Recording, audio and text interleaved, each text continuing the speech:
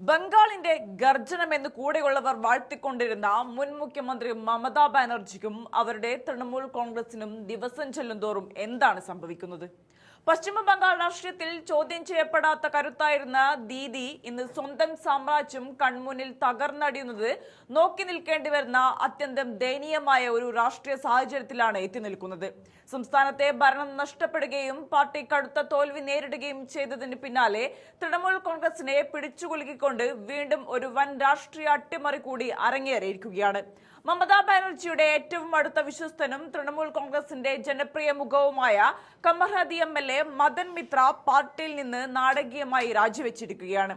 മമതയെ പൂർണ്ണമായും തള്ളിപ്പറഞ്ഞ മിത്ര തൃണമൂലിൽ നിന്ന് നേരത്തെ പുറത്തുപോയി പ്രതിപക്ഷ നേതാവായി മാറിയ ഋതുപ്രതാപ് ബാനർജിയുടെ നേതൃത്വത്തിലുള്ള വിമത തൃണമൂൽ വിഭാഗത്തിൽ ചേരുകയും ചെയ്തു.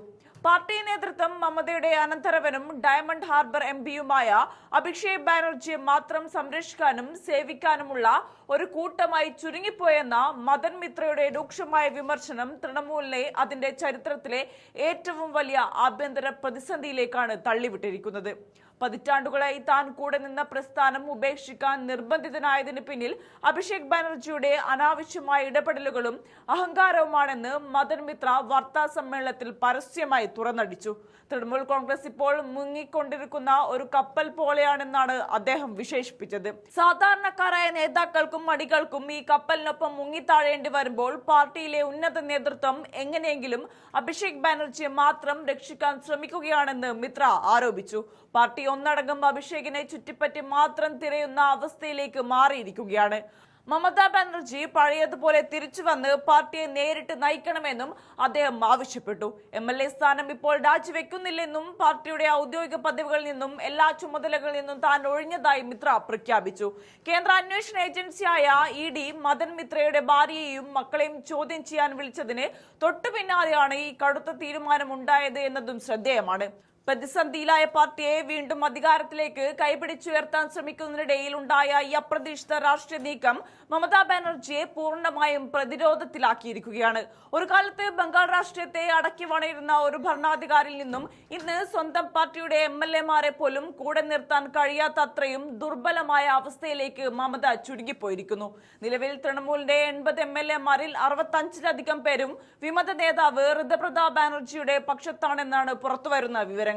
വിശ്വസ്തരെല്ലാം ഒന്നൊന്നായി തങ്ങളെ വിട്ടുപോകുമ്പോഴും പാർട്ടിയിൽ അനന്തരവൻ അഭിഷേക് ബാനർജിയുടെ ചോദ്യം ചെയ്യപ്പെടാത്ത അധികാരം നിലനിർത്താൻ മമത ശ്രമിക്കുന്നത് മുതിർന്ന നേതാക്കളിൽ വലിയ അസംതൃപ്തിയാണ് ഉണ്ടാക്കുന്നത്.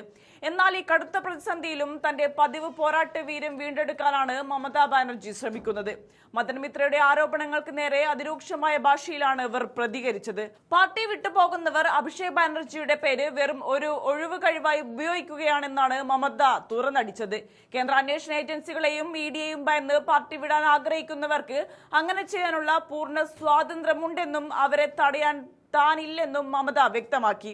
ഭീരുക്കൾക്ക് തൃണമൂലിൽ സ്ഥാനമില്ല. കേന്ദ്ര ഏജൻസികളുടെ നിരന്തരമായ വേട്ടയാടലുകൾക്കും ഭീഷണികൾക്കും മുന്നിൽ തളരാതെ അഭിഷേക് ബാനർജി ഇപ്പോഴും ജനങ്ങൾക്കൊപ്പം നിന്ന് പോരാടുകയാണെന്നും അദ്ദേഹത്തിന്റെ കുടുംബം ധീരമായാണ് പ്രതിസന്ധികളെ നേരിടുന്നതെന്നും മമത ഓർമ്മിപ്പിക്കുകയുണ്ടായി.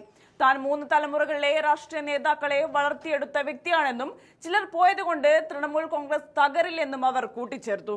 ഇത്രയൊക്കെ ആത്മവിശ്വാസം പ്രകടിപ്പിക്കുമ്പോഴും തന്റെ രാഷ്ട്രീയ ജീവിതത്തിലെ ഏറ്റവും വലിയ പതനത്തിലൂടെയും ഒറ്റപ്പെടലിലൂടെയുമാണ് മമതാ ബാനർജി ഇപ്പോൾ കടന്നുപോകുന്നത്.